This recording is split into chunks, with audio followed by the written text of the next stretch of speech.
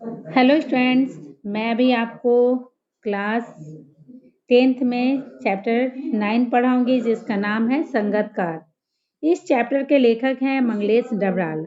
इनका जन्म 1948 ईस्वी में टिहरी गढ़वाल में हुआ था। शिक्षा दीक्षा देहरादून में हुई थी। हिंदी आकर हिंदी पेट्रोलियट प्रतिपक्ष और आसपास में काम करने के बाद वे भोपाल में भारत भवन से प्रकाशित होने वाले पूर्व ग्रह में सहायक संपादक रहे। 1983 ईस्वी में जनसत्ता का अखबार साहित्य संपादन का पद भी इन्होंने संभाला। इनके प्रमुख संग्रह हैं पहाड़ का लालटेन, घर का रास्ता, हम तो देखते हैं इत्यादि इनकी प्रमुख रचनाएं हैं। अब हम बात करते हैं अपनी कविता की। जो हमारी कविता है संगतकार, तो इसके बारे में हम समझते हैं। मुख्य गायक के चट्टान जैसे भारी स्वर का साथ देती वह आवाज सुंदर कमजोर कांपती हुई थी। वह मुख्य गायक का छोटा भाई है या उसका शिष्य या पैदल चलकर सीखने वाले आने वाले दूर का कोई रिश्तेदार मुख्य गायक की गरज हो। वह अपनी गूंज मिलाता आया है प्राचीन काल से। गायक जब अंतरे की जटिल तानों के जंगल में खो चुका होता है। तो ये जो हमारी पंक्तियां हैं, मुख्य गायक के चट्टान जैसी भारी आवाज का साथ देती है। कवि कहते हैं कि बहुत ऊंची आवाज में जब मुख्य गायक का स्वर उखड़ने लगता है और गला बैठता है तो उस समय उसे किसी और व्यक्ति की आवश्यकता होती है। तो कोई और व्यक्ति कौन होता है? जो उसका संगतकार होता है। जब वह कोई गाना, कोई भजन या कोई रचना सुनाता है, जब उसका गला बैठ जाता है तो उस समय उसे संगतकार की आवश्यकता पड़ती है।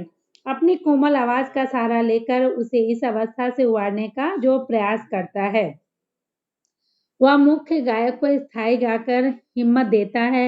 इस गायन जैसे अनुष्ठान में अकेला नहीं होता। इन पंक्तियों को गाकर मुख्य गायक को सहयोग करता है।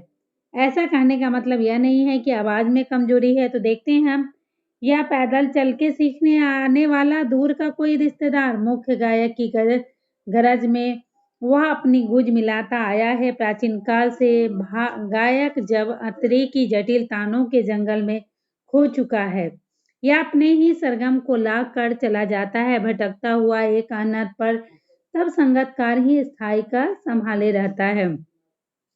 जैसे समेटता हो मुख्य गायक का पीछे छूटा हुआ सामान, जैसे उसे याद दिलाता हो उसका बचपन जब वह नौशौखिया था। ताल सतप में बैठने लगता है उसका गला, प्रेरणा सा छोड़ती है, उत्साह अस्त हो जाता है, आवाज में राख जैसा कुछ गिरता हुआ।